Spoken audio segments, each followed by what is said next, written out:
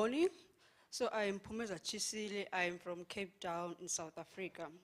So it was in 2010, and at the time it was the Soccer World Cup, and I was a first-year university student in Cape Town. I saw that I was not well, which meant that I was losing weight. I wasn't coughing or sweating like the normal TB symptoms. So I went to a private doctor, and the doctor checked me all for the common diseases, diabetes, all the common diseases. They all came back negative. He checked for HIV like 3 times, it also came back negative. And then he was confused and frustrated. He then said, I must go to the public clinic to get my sputum test there. So I went to the clinic, I coughed out the sputum test, of which at the time, the gene expert machine wasn't available in South Africa. So I coughed out the sputum, I waited for 3 weeks, I was getting even sicker. It was hard for me to walk, of which the result came back and there was no sign of TB on the sputum. So the doctors, they were just talking to each other like, no, this person's going to die, we must do something now. So then they said, I must go do a chest x-ray in the nearest clinic. And from the chest x-ray, I remember this because they were looking at it and it had spots that were obviously abnormal. And then all he can say was that this is bad. And from there, I was given the normal TB drugs, which were like 3 tablets, those round tablets.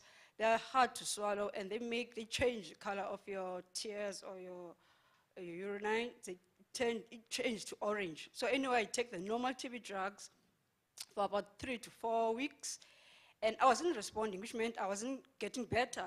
So then they say that I must go to the clinic, to the hospital, because I wasn't able to walk or do anything, actually. So they said I must go to the clinic, to the hospital. And then at the hospital, I don't know what happened. Maybe I passed out, and then I woke up, and then there were all those machines around me.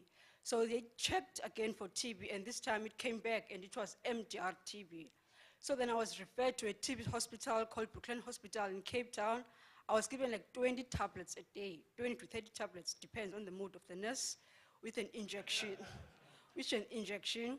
So I took those tablets. It's not like you're going to take those tablets in the morning and then you're going to be fine.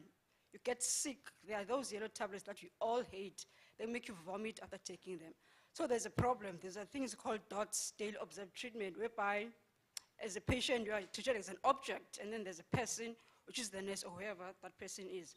So those people, object, they force you to take the tablets. Let's say you just finished eating breakfast, you haven't settled down your stomach, then they force you to take all those tablets. Obviously, you're going to vomit. But anyway, that's what happened. I think DOTS are very unfair because it depends on the person's mood. And okay, let's get over that part. So anyway, I took the tablets, 20 tablets, with an injection. So 4 months later, with MDR-TB drugs, I woke up, I went to the bathroom, and that's what you do in the morning. Went to the bathroom, flushed, there was no sound, but maybe I was dreaming. Opened the tap, no sound. Went to the TV room, the volume of the TV, there was no sound. So I went to the nurse, I told the nurse that I can't hear anything. So I saw the nurse talking. I know this because the lips were moving, but I could not make out what she was saying. She wrote down that I must go to the audio department, then the audiologist checked me out, and I remember this, they wrote on my folder, deaf in capital letters. So the audiologist sent me to the doctor, and then the doctor was like, she was very sorry. So the conversation changed. She was obviously writing down. I was the one doing the talking. She wrote down that she was sorry that this happened and that there's nothing that she can do. So the deafness is permanent, not reversible, and she was very, very sorry. So then they told me that I was no longer MDR, now was pre-XDR. So I was moved from the MDR ward to the pre-XDR-TB ward. I arrived there, I thought maybe the drugs were different from MDR to pre-XDR. I thought they were big, I don't know why I thought. I thought they were huge drugs, or I don't know. So they gave me the pre-XDR drugs. I was taking like 20 to 30 tablets a day, so now they added more. If I was taking 4, let's say, ethambutol, now it was 5. Everything was added.